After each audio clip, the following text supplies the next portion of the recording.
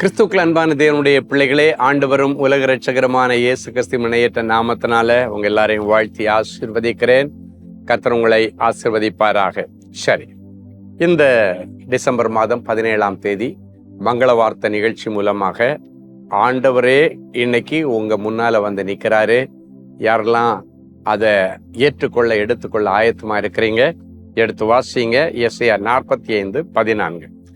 எகிப்தின் சம்பாத்தியமும் எத்தியோப்பியாவின் வர்த்தக லாபமும் நெடிய ஆட்களாகிய சபையரின் வர்த்தக லாபமும் உன்னிடத்தில் வந்து உன்னுடையது ஆகும். கடந்த நாட்கள்ல உன்னிடத்துல இருக்கிறது நிறைய வெளியே போச்சு, உங்ககிட்ட வரல. ஆனா இன்னைக்கு ஆண்டவர் என்ன சொல்றாரு? எகிப்தின் சம்பாத்தியங்கள், எத்தியோப்பியருடைய வர்த்தக லாபங்கள், சபையருடைய வர்த்தக லாபங்கள் எல்லாம் அநேக இடங்களையும் தடைகளையும் தாண்டி உன்னிடத்தில் வரும். கடந்த நாட்கள்ல உங்ககிட்ட இருந்து வெளியே போச்சு. இன்னைக்கு இந்த மங்கள வார்த்தை மூலமா எல்லாத்தையும் ஆண்டவர் மறுபடியும் உனக்குள்ள கொண்டு வரார். இழந்து போனது மட்டும் இல்ல, நீ இழக்காத நிறைய எண்ணத்தையும் கூட புதுசு புதுசா கர்த்தர் கொடுக்க போகிறார்.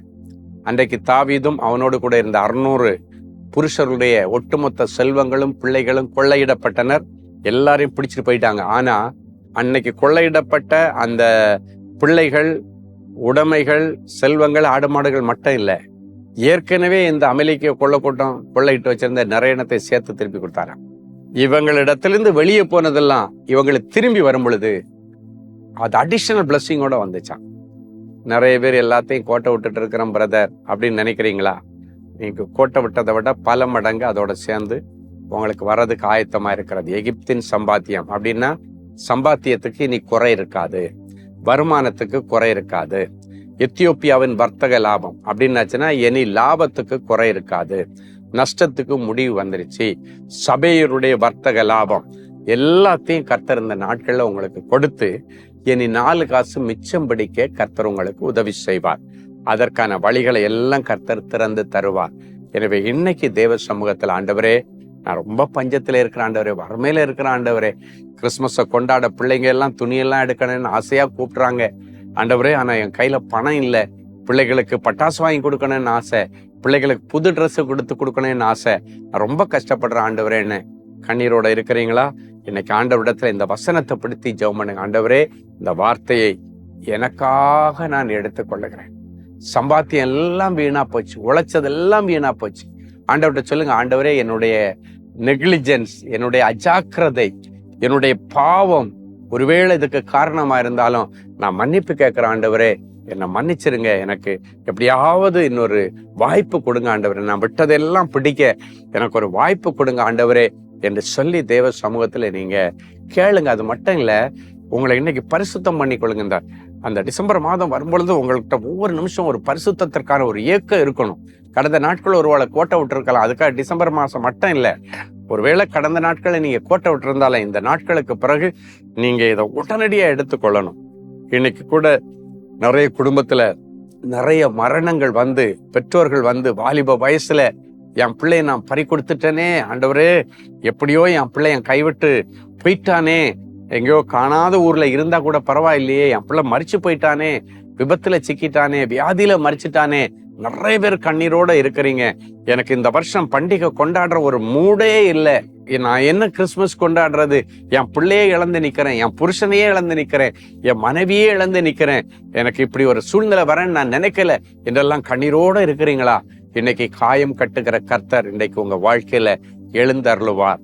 கடந்த நாட்கள்ல பாத்தீங்கன்னா எங்க பார்த்தாலும் விபத்துக்கள், வாலிப பிள்ளைகளுடைய மரணங்கள் இந்த வருஷம் எக்கச்சக்கமா இருந்தது. நிறைய குடும்பங்கள்ல கதறல், குமுறல், அழுக, இப்படியெல்லாம் இருக்கிற சூழ்நிலையில நான் எங்க ஆண்டவரே பண்டிகை கொண்டாட போறேன் என்று கண்ணீரோட இருக்கிறீங்களா? இன்னைக்கு ஆண்டவர் சொல்றார், சகலவித ஆறுதலின் தேவன் உங்களை ஆறுதல் படுத்தி தைரியப்படுத்தி, ஆண்டவர் உங்களுக்கு ஒரு பிள்ளையை இழக்க பண்ணியிருந்தா ஆண்டவர் இன்னும் 3 பிள்ளைகளை கர்த்தர் உங்களுக்கு கொடுப்பார்.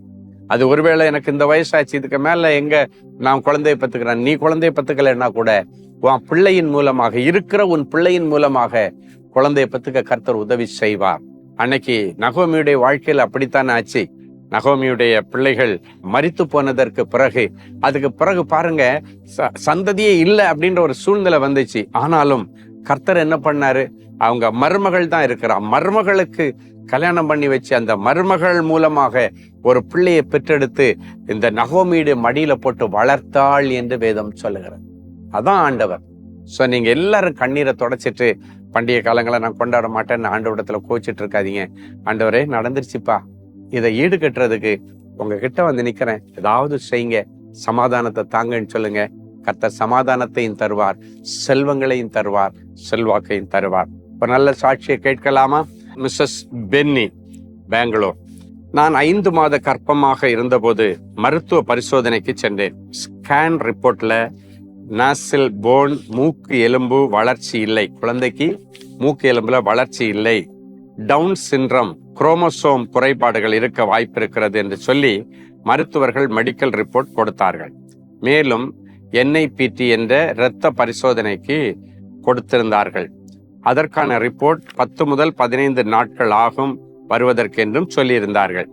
இப்படிப்பட்ட நேரத்தில் மன கவலைகளுடன் இருந்தபோது அன்பரின் பாதத்தில் ஒரு நாள் உபவாச கூடுகையில் ஜெபிக்கும்படி சகோதரர் ஸ்டீஃபன் அவர்களுக்கு விண்ணப்பங்களை அனுப்பியிருந்தேன். சகோதரர் அவர்கள் ஜெபித்து பதில் அனுப்பியிருந்தார். சகோதரர் எழுதியிருந்த மங்கள வார்த்தையை சொல்லிக்கொண்டே இருந்தேன். என்ன ஆச்சரியம்!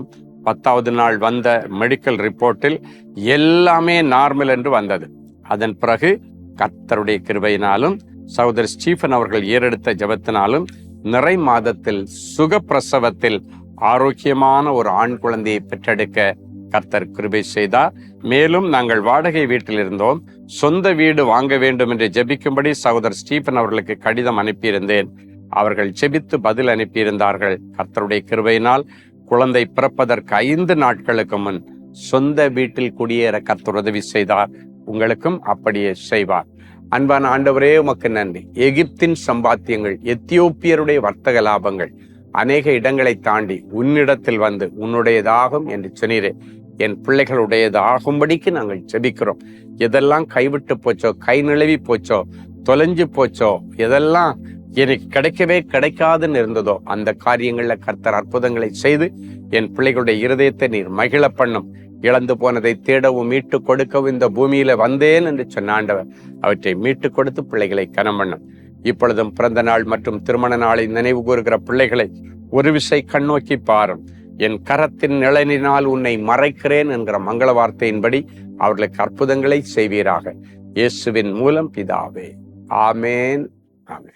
அன்பு தேவனுடைய பிள்ளைகளே, இந்நிகழ்ச்சியின் மூலம் நீங்கள் பெற்றுக்கொண்ட ஆசீர்வாதங்களையும் உங்கள் ஜெப விண்ணப்பங்களையும் அனுப்ப வேண்டிய முகவரி: தேவனின் அன்பு ஊழியங்கள், Vinayak avenue, OMR road, Okkiyam, Thoraipakkam, Chennai 600097. மேலும் 24 மணி நேர ஜெப உதவிக்கு 044-24547-999 மற்றும் 9941150999 என்ற எண்களுக்கு தொடர்பு கொள்ளுங்கள்.